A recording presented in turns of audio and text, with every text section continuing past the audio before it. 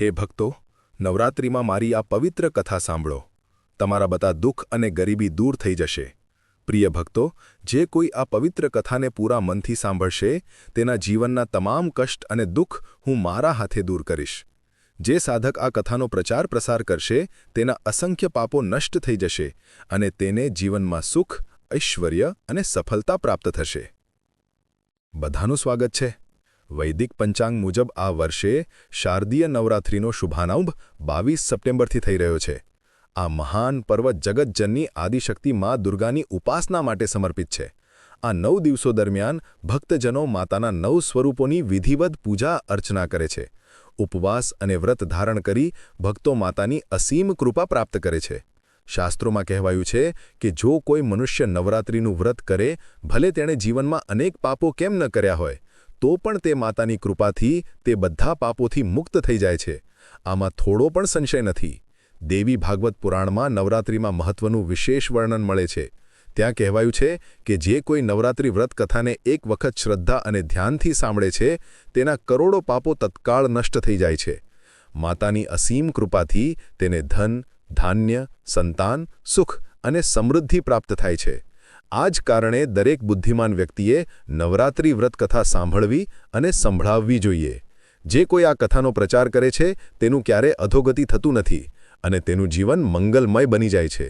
તો આવો હવે આપણે બધા મળીને સાંભળીએ નવરાત્રિ વ્રતની આ મહાન અને દિવ્ય કથા. એક સમયની વાત છે. કૈલાસ પર્વત પર ભગવાન શિવ ગહન ધ્યાનમાં લીન હતા. ત્યારે વીણાની મધુર ધ્વનિ સાથે દેવર્ષિ નારદ ત્યાં પધાર્યા. તેમના દર્શનથી મહાદેવ અત્યંત પ્રસન્ન થયા અને હર્ષથી બોલ્યા, આવો દેવર્ષિ, તમારું સ્વાગત છે. કહો, આજે કયા કારણે તમે કૈલાસ પર પધાર્યા છો? નારદજીએ વિનમ્રતાથી ઉત્તર આપ્યો, હે દેવોના દેવ, જો તમે પરવાનગી આપો તો હું મારી વાત કહું. પ્રભુ, હું તમારી પાસે નવરાત્રિ વ્રતનું મહત્વ જાણવાના ઉદ્દેશ્યથી આવ્યો છું. આ વ્રત શા માટે કરવામાં આવે છે? તેનાથી મનુષ્યને કયા કયા ફળ પ્રાપ્ત થાય છે? તેની વિધિ અને નિયમો શું છે? કૃપા કરીને મને આ વિષયનું વિગતવાર જ્ઞાન આપો. મહાદેવ મુસ્કરાયા અને બોલ્યા, દેવર્ષિ, તમે આજે અત્યંત ઉત્તમ પ્રશ્ન પૂછો છે. તમારા માધ્યમથી સમગ્ર સંસાર આ વ્રતનું મહાત્મ્ય સમજશે. એટલે ધ્યાનથી સાંભળો. આજે હું તમને નવરાત્રિ વ્રતનું મહત્વ જણાવીશ, સાથે તેના નિયમોનું પણ વર્ણન કરીશ. પરંતુ તે પહેલાં હું તમને આ વ્રત સાથે જોડાયેલી એક દિવ્ય કથા સંભળાવું છું. જે કોઈ આ કથાને શ્રદ્ધાથી સાંભળે છે, તેના જીવનના તમામ પાપો નષ્ટ થઈ જાય છે. તેના દુઃખ અને દરિદ્રતા દૂર થઈ જાય છે અને તેનું જીવન મંગલમય બની જાય છે. આથી આ કથાને પૂરા મનથી સાંભળો અને તેનો પ્રચાર પ્રસાર પણ કરો. દેવર્ષિએ બંને હાથ જોડી પ્રણામ કર્યા અને બોલ્યા, હે પ્રભુ, કૃપા કરીને મને તે કથા સંભળાવો. હું તેને એકાગ્ર મનથી સાંભળીશ અને પછી આ કથાને લોક કલ્યાણ માટે આગળ પણ સંભળાવીશ અને તેનો પ્રચાર કરીશ. ત્યારે ભગવાન શિવ દેવર્ષિ નારદને નવરાત્રિ વ્રતની તે પવિત્ર અને મહાન કથા સંભળાવવા લાગ્યા. હે દેવર્ષિ, પ્રાચીન સમયની વાત છે. કૌશલ દેશમાં સુશીલ નામનો એક વેપારી રહેતો હતો. તે અત્યંત ગરીબ, દરિદ્ર અને ધનહીન હતો, પરંતુ તેનું કુટુંબ ખૂબ મોટું હતું. તેની અનેક સંતાનો હતી, પરંતુ કોઈ પણ કામ ધંધો નહોતું કરતું. ઘરમાં અન્ન અને ધનની હંમેશા અછત રહેતી, જેના કારણે આખું કુટુંબ નિરંતર દુઃખી રહેતું. તે વેપારી પાસે કોઈ ખાસ ઉદ્યોગ કે સાધન નહોતું. આખો દિવસ મુશ્કેલીમાં પસાર થતો અને રાત્રે જે થોડું ઘણું અન્ન મળતું, તે પહેલાં પોતાના બાળકોને ખવડાવતો, પછી જે બચતું તેનાથી પોતાનું પેટ ભરતો. ઘણી વખત તો આખું કુટુંબ આખો દિવસ ભૂખ્યું રહેતું અને માત્ર રાત્રે જ થોડું ખાવાનું મળતું. આ રીતે તે વ્યક્તિ પોતે ભૂખ્યો રહીને બીજાનું કામ કરીને કોઈક રીતે પોતાના કુટુંબનું ગુજરાન ચલાવતો હતો. જો કે તે દરિદ્ર હતો, પરંતુ સ્વભાવે અત્યંત નિર્મળ અને સજ્જન હતો. તે ધર્મપરાયણ, શાંત, સત્યવાદી, ધૈર્યવાન, ક્રોધથી દૂર અને અભિમાન રહિત હતો. તે રોજ દેવતાઓ અને પિતૃઓનું પૂજન કરતો, પોતાના દ્વારે આવેલા અતિથિનું યથાશક્તિ સત્કાર કરતો અને બધાને ભોજન કરાવ્યા પછી બચેલું અન્ન પોતે ગ્રહણ કરતો. થોડા સમય પછી એક દિવસ તેના ઘરે એક વિદ્વાન બ્રાહ્મણ આવી પહોંચ્યા. સુશીલ વેપારીએ તેમને ખૂબ આદરથી બેસાડ્યા, પાણી આપ્યું યથાશક્તિ દાન આપ્યું અને હાથ જોડી પ્રણામ કર્યા. પરંતુ તે સમયે તે મનમાં ખૂબ વ્યાકુળ હતો. તેથી તેણે બ્રાહ્મણને વિનંતી કરી, હે બ્રાહ્મણ દેવ, જો તમે અમારા અતિથિ ધર્મથી સંતુષ્ટ છો, તો શું હું તમને કંઈક પૂછી શકું?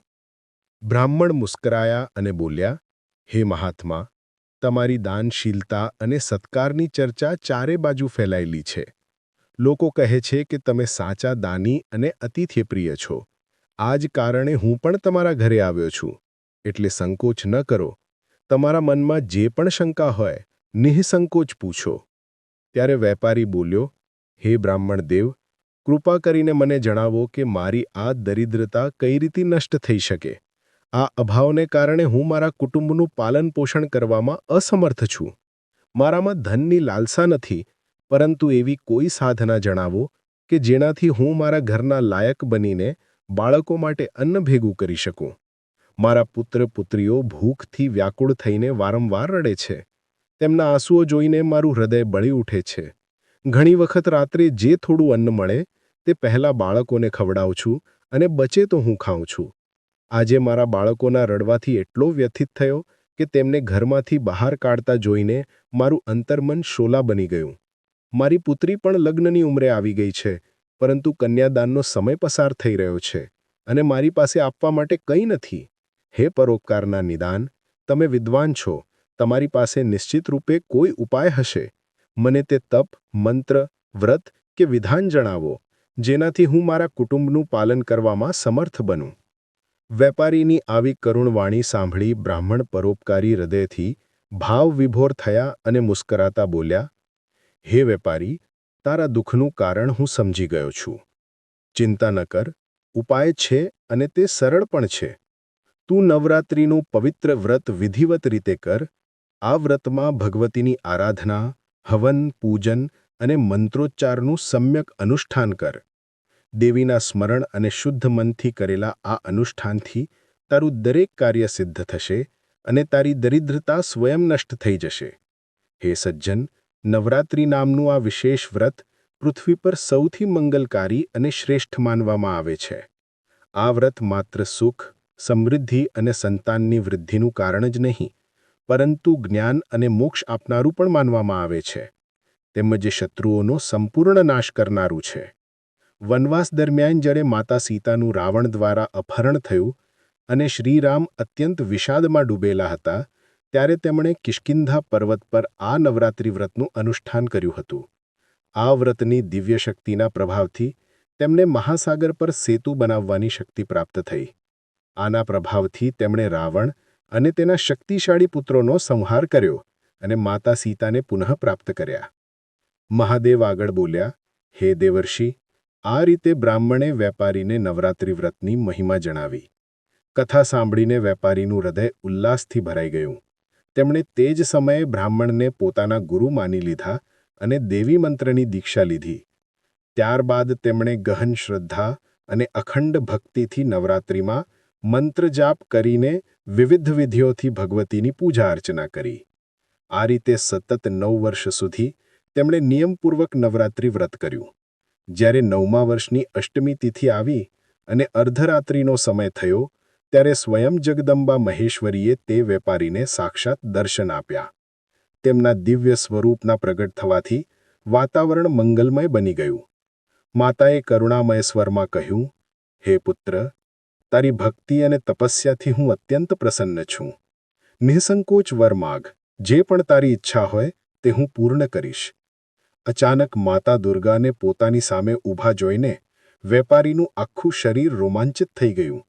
તેનું અંગંગ કાંપવા લાગ્યું અને તેની આંખોમાંથી અશ્રુધારા વહેવા લાગી.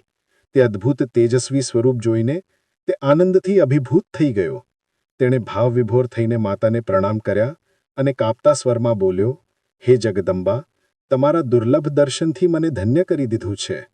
તમે ત્રિલોકની સુંદરી, સર્વશક્તિમાન અને સંપૂર્ણ સૃષ્ટિની જનની છો. મારા જેવા સામાન્ય ભક્ત પર તમે આ અનુગ્રહ કરીને કૃપાનો સમુદ્ર વહવાવી દીધો છે. હવે મારા મનમાં કોઈ અન્ય અભિલાષા નથી. મારા બધા દુઃખો તમારા દર્શનથી જ દૂર થઈ ગયા છે. માતા, હું ફક્ત એટલું જ ઈચ્છું છું કે મારા પુત્ર પુત્રીઓને પૂરતું અન્ન મળે, જેથી તેમને ભૂખ્યા વહીને સૂવું ન પડે. વેપારીની વિનમ્રતા, ત્યાગ અને સરળતા જોઈને માતા દુર્ગાના મુખ પર મધુર મુસ્કાન છવાઈ ગઈ. તેઓ બોલ્યા, હે પુત્ર, તારી સાચી ભક્તિ અને તપસ્યાથી હું અત્યંત પ્રસન્ન છું. હવે તારી દરિદ્રતાનો અંત થશે. તારું ઘર ધન અને ધાન્યથી ભરપૂર થઈ જશે. તારા કુટુંબની બધી પીડાઓ સમાપ્ત થશે. તારા પુત્ર પુત્રીઓને ઉત્તમ જીવન અને ઉજ્જવળ ભવિષ્ય મળશે. તારી પુત્રીનું લગ્ન ટૂંક સમયમાં સુયોગ્ય સ્થાને થશે. આગળ આવનારી તારી પેઢીઓ સુખ અને સમૃદ્ધિથી ભરેલી રહેશે. આટલું કહીને માતા દુર્ગા અંતર્ધાન થઈ ગયા. તે જ પળે સુશીલ વેપારીનું નાનું ઘર અલૌકિક પ્રકાશથી ભરાઈ ગયું. દરિદ્રતા, જે વર્ષોથી તેના કુટુંબ પર બોજ બની હતી, તે પળવારમાં સમાપ્ત થઈ ગઈ. જોત જોતામાં તેની ઝૂંપડીના સ્થાને એક વિશાળ અને ભવ્ય મહેલ પ્રગટ થયો. તે મહેલમાં સોનું, રત્નો અને મૂલ્યવાન મણિયોનો ઢગલો ભરાઈ ગયો. જ્યાં ક્યારેક અન્નનો એક દાણો ભેગો કરવો મુશ્કેલ હતો, ત્યાં હવે અન્ન અને ધનની એટલી પ્રચુરતા થઈ કે તેનું આખું કુટુંબ અને અન્ય લોકો પણ તૃપ્ત થઈ શકે. સમય જતાં સુશીલ વેપારીની પુત્રીનું લગ્ન અત્યંત ધૂમધામ અને મંગલમયી રીતે સંપન્ન થયું. તેના કુટુંબમાં હવે કોઈ કમી રહી નહીં. પરંતુ સુખ સમૃદ્ધિ મળ્યા પછી પણ સુશીલે પોતાની ભક્તિ અને શ્રદ્ધા ક્યારેય છોડી નહીં. તે નિરંતર માતા દુર્ગાના ચરણોમાં આભાર વ્યક્ત કરતો રહ્યો. તેનું જીવન આનંદ અને ઐશ્વર્યથી ભરપૂર થઈ ગયું અને તેના બાળકો પણ માતાની કૃપાથી સુખમય જીવન જીવવા લાગ્યા. આખા કુટુંબે ભક્તિ અને સમર્પણ અપનાવીને માતા દુર્ગાના આશીર્વાદનો રસાસ્વાદન કર્યો. ભગવાન શિવ આગળ બોલ્યા, હે દેવર્ષિ, આ રીતે મેં તમને નવરાત્રિ વ્રતની આ પવિત્ર કથા સંભળાવી. વાસ્તવમાં આ કથાને ફક્ત શ્રદ્ધાથી સાંભળવાથી જ વ્રત સફળ માનવામાં આવે છે. જો કોઈ વ્યક્તિ 9 દિવસનો ઉપવાસ કરવામાં અસમર્થ હોય તો પણ ફક્ત 3 દિવસ, સપ્તમી, અષ્ટમી અને નવમીનો ઉપવાસ કરવાથી તે જ ફળ પ્રાપ્ત થાય છે. આ 3 દિવસ ભક્તિભાવથી દેવીની પૂજા, હવન, કન્યાપૂજન અને બ્રાહ્મણ ભોજનનું આયોજન કરવાથી આ વ્રત પૂર્ણ થાય છે. હે નારદ, આ પૃથ્વી પર જેટલા વ્રત, દાન અને તપ કહેવાયા છે, તેમાંથી કોઈ પણ આ નવરાત્રિ વ્રત જેવું ફળદાયી નથી.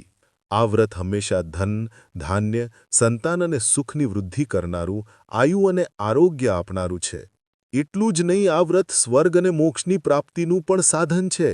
મનુષ્ય ભલે વિદ્યાની ઈચ્છા રાખતો હોય કે ધન કે પુત્રની આકાંક્ષા રાખતો હોય, તેને આ સૌભાગ્ય આપનારું અને કલ્યાણકારી વ્રત અવશ્ય વિધિવત કરવું જોઈએ. આ વ્રતનું અનુષ્ઠાન કરવાથી વિદ્યાની ઈચ્છા રાખનારો મનુષ્ય સંપૂર્ણ વિદ્યાનું અધિકારી બને છે. જે રાજાનું રાજ્ય છીનવાઈ ગયું હોય, તે પણ આ વ્રતના પ્રભાવથી પોતાનું રાજપાટ પુનઃ પ્રાપ્ત કરે છે. જે લોકોએ પૂર્વજન્મમાં આ ઉત્તમ વ્રત નથી કર્યું, તેઓ આ જન્મમાં રોગ, દરિદ્રતા અને સંતાનહીનતા જેવી વિપત્તિઓનો સામનો કરે છે. જો કોઈ સ્ત્રી બાંજ હોય, વિધવા હોય કે ધનહીન હોય, તો નિશ્ચિતપણે માનવું જોઈએ કે તેણે પૂર્વજન્મમાં આ વ્રત નથી કર્યું. હે દેવર્ષિ, આ વ્રત દુઃખ અને સંતાપનો નાશ કરનારું, સિદ્ધિઓ આપનારું અને સંસારનું સર્વોત્તમ અને કલ્યાણકારી વ્રત માનવામાં આવે છે. જેમણે જગતજનની, શાશ્વત અને સર્વશક્તિમાન ભગવતીની ઉપાસના નથી કરી, તે આ પૃથ્વી પર સદા દુઃખોથી ઘેરાયેલા રહે છે. આવા લોકો દરિદ્રતાથી પીડાય છે અને શત્રુઓથી ત્રસ્ત રહે છે. ભગવાન શિવે નારદને નવરાત્રિ વ્રતના નિયમો જણાવતા કહ્યું, હે નારદ, આ વ્રત ત્યારે શરૂ થાય છે જ્યારે મનુષ્ય દ્રઢ નિશ્ચય અને શુદ્ધ ભાવથી તેનો સંકલ્પ લે છે. આ સંકલ્પ આ પવિત્ર યાત્રાનું પ્રથમ પગથિયું છે, જે સાધકને દેવી દુર્ગાની કૃપા અને આશીર્વાદ સુધી પહોંચાડે છે. જ્યારે કોઈ ભક્ત માતા દુર્ગાની આરાધનાનો સંકલ્પ કરે છે, ત્યારે તેણે પોતાના શરીર અને મન બંનેને પવિત્ર રાખવું જોઈએ. આ શુદ્ધતા ફક્ત બાહ્ય આચરણમાં જ નહીં, પરંતુ આંતરિક ભાવો અને વિચારોમાં પણ હોવી જોઈએ. આથી વ્રતની શરૂઆત સંકલ્પથી થાય છે. વ્રત દરમિયાન ભોજનનો વિશેષ ધ્યાન રાખવું જરૂરી છે. ફક્ત શુદ્ધ અને પવિત્ર અન્ન જ ગ્રહણ કરવું જોઈએ, જેમાં કોઈ પણ તામસિક પદાર્થ ન હોય. જો કોઈ સાધક 9 દિવસ સુધી ઉપવાસ કરી શકે, તો આ સૌથી શ્રેષ્ઠ માનવામાં આવે છે. પરંતુ જો શારીરિક કારણોસર અશક્ય ન હોય, તો ફળાહાર કે દિવસમાં એક વખત સાત્વિક ભોજન કરીને પણ વ્રતનું પાલન કરી શકાય છે. ભોજનમાં સાત્વિકતા જ પ્રમુખ હોવી જોઈએ, એટલે કે ડુંગળી, લસણ અને માંસાહારથી દૂર રહેવું જોઈએ. માતા દુર્ગાની આરાધના કરતી વખતે ફક્ત પુષ્પ, ધૂપ અને દીવો જ ન અર્પણ કરવો, પરંતુ તમારા હૃદયની સાચી ભક્તિ અને શ્રદ્ધા પણ સમર્પિત કરવી. આ જ સાચી પૂજા છે અને આ જ આ વ્રતનું વાસ્તવિક ફળ છે. દેવીને લાલ પુષ્પો અત્યંત પ્રિય માનવામાં આવે છે, તેથી તેમની પૂજામાં લાલ ફૂલો અર્પણ કરવા ઉત્તમ માનવામાં આવે છે. પરંતુ હે નારદ, આનાથી પણ વધુ મહત્વનું છે તમારા મનનું સંપૂર્ણ સમર્પણ. સાધકે પૂજા દરમિયાન પોતાનું ચિત્ત માતા દુર્ગાના 9 સ્વરૂપોમાંથી દરેક સ્વરૂપમાં અર્પણ કરવું જોઈએ. દરેક દિવસે એક સ્વરૂપની આરાધના કરવી અને તેની શક્તિનું સ્મરણ અને ધ્યાન કરવું. પૂજા સાથે માતાની મહિમાનું ગાન કરવું, તેમની કથાઓ સાંભળવી અને સંભળાવવી એ પણ પરમ મંગલકારી છે. આ 9 દિવસના વ્રત દરમિયાન સાધકે ક્રોધ, લોભ, મોહ અને દ્વેષ જેવી પ્રવૃત્તિઓથી દૂર રહેવું જોઈએ. આ સમય આત્મનિયંત્રણ અને સાધનાનો છે. મનુષ્યએ સત્ય, અહિંસા અને સંયમના નિયમોનું પાલન કરવું જોઈએ. વ્રત દરમિયાન વાણી અને કર્મ બંનેમાં એવી સાવધાની રાખવી જોઈએ કે કોઈના હૃદયને ઠેસ ન પહોંચે. આ વ્રત ફક્ત શરીરને કષ્ટ આપવા માટે નથી, પરંતુ આત્માને નિર્મળ બનાવવાનો અવસર છે. ધ્યાન આ વ્રતનું એક આવશ્યક અંગ છે. જ્યારે સાધક દેવીના મંત્રોનો જાપ કરે છે, ખાસ કરીને ઓમ દુર્ગાય નમઃનો ઉચ્ચારણ કરે છે, ત્યારે તેની અંદર સાહસ, શક્તિ અને સ્થિરતાનો ઉદય થાય છે. ધ્યાનમાં બેસીને માતા દુર્ગાના દિવ્ય સ્વરૂપનું ચિંતન કરો, તેમની મહિમા અને શક્તિનું સ્મરણ કરો. આમ કરવાથી મનની અંદર છુપાયેલી નકારાત્મકતાઓ ધીમે ધીમે નષ્ટ થઈ જશે અને સાધક શાંતિ અને સંતોષનો અનુભવ કરશે. નવરાત્રિના અંતિમ દિવસે કન્યાઓનું પૂજન વિશેષ મહત્વ ધરાવે છે. કન્યાઓને દેવીનું સ્વરૂપ માનવામાં આવે છે, તેથી 9 નાની કન્યાઓને આમંત્રિત કરીને તેમના ચરણ ધોઈ દો, તેમને આદરથી આસન આપો, મધુર ભોજન કરાવો અને તેમના આશીર્વાદ લો. આ પૂજન સાધનાની પૂર્ણતાનું પ્રતીક છે અને માતા દુર્ગાની કૃપાને વધુ ગાઢ બનાવે છે. વ્રત દરમિયાન તામસિક આહારથી સંપૂર્ણ રૂપે દૂર રહેવું જોઈએ. માંસ, મદિરા અને તામસિક પદાર્થોનો ત્યાગ કરવો જરૂરી છે. વસ્ત્રો પણ શુદ્ધ અને સાત્વિક પહેરવા જોઈએ. વ્રતીએ 9 દિવસનું જીવન સાત્વિકતા અને પવિત્રતામાં વિતાવવું જોઈએ, જેથી સાધનામાં કોઈ વિઘ્ન ન આવે. આ 9 દિવસ માત્ર તપસ્યા માટે નથી, પરંતુ આત્મિક જાગરણ અને પરમ શક્તિ સાથે જોડાવા માટે છે. આ સમયે મનુષ્ય પોતાની અંદર છુપાયેલી દિવ્યતાને ઓળખીને માતાની કૃપાનો અધિકારી બને છે. નવરાત્રિના શુભ સંકેતો. ભગવાન શિવે દેવર્ષિ નારદને નવરાત્રિ વ્રતનું મહત્વ અને તેના અદ્ભુત સંકેતો જણાવ્યા. પ્રથમ સંકેત: જો નવરાત્રિના દિવસોમાં પૂજા દરમિયાન તમને એવું લાગે કે માતાની મૂર્તિ કે ચિત્ર તમને જોઈને મુસ્કુરાઈ રહ્યું છે અથવા તેમના હોઠ હલતા દેખાય, તો આ અત્યંત શુભ સંકેત છે. આનો અર્થ એ છે કે માતા તમારી ભક્તિને સ્વીકારી રહ્યા છે. બીજો સંકેત: જો તમે ભક્તિભાવથી માતાના ચરણોમાં માથું ટેકવો અને અચાનક કોઈ પુષ્પ માતાની વેદી પરથી તમારા પર પડે, તો આ ખૂબ જ મંગલકારી પ્રતીક છે. આનો અર્થ એ છે કે માતા તમારી પ્રાર્થનાથી અત્યંત પ્રસન્ન છે અને તમારી મનોકામના ટૂંક સમયમાં પૂર્ણ થશે. ત્રીજો સંકેત: જો નવરાત્રિના પવિત્ર દિવસોમાં તમારા દ્વારે કોઈ નાની કન્યા લાલ વસ્ત્ર પહેરીને આવે અને તેને જોતા તમારા હૃદયમાં એવું લાગે કે માતા દુર્ગા તે કન્યાના રૂપમાં તમને દર્શન આપવા આવ્યા છે, તો તે કન્યાને આદરથી ભોજન કરાવવું, વસ્ત્રો કે ભેટ આપવી એ અત્યંત પુણ્યકારી માનવામાં આવે છે. ચોથો સંકેત: જો નવરાત્રિમાં તમારા સ્વપ્નમાં કોઈ કન્યા વારંવાર મુસ્કુરાતી દેખાય અને તેની દૃષ્ટિ તમારા પર કેન્દ્રિત હોય, તો આ સંકેત છે કે માતા દુર્ગા તમારી સાધના અને ભક્તિથી અત્યંત પ્રસન્ન છે. આવું સ્વપ્ન આવવાનો અર્થ એ છે કે તમારા જીવનના કષ્ટો અને ખરાબ સમયનો અંત નજીક છે અને ટૂંક સમયમાં તમારા જીવનમાં સુખ સમૃદ્ધિનો પ્રવેશ થશે. પાંચમો સંકેત: જો નવરાત્રિના આ પવિત્ર દિવસોમાં તમારી પાસે માતા દુર્ગાની પ્રિય વસ્તુઓ જેમ કે શૃંગારનો સામાન, લાલ ચુંદડી, લાલ પુષ્પો કે અન્ય પવિત્ર વસ્તુઓ અચાનક આવી જાય, તો આ પણ દેવીની પ્રસન્નતાનું પ્રતીક છે. આનો સ્પષ્ટ અર્થ એ છે કે માતા તમારી નજીક છે અને તેમના આશીર્વાદ તમારા પર વરસાવી રહ્યા છે. આ રીતે ભગવાન શિવે દેવર્ષિ નારદને નવરાત્રિ વ્રતનું મહત્વ અને તેના અદ્ભુત સંકેતો જણાવ્યા. નવરાત્રિ ફક્ત પૂજા અને વ્રતનું પર્વ નથી, પરંતુ માતા સાથે આત્મિક મિલનનો માર્ગ છે.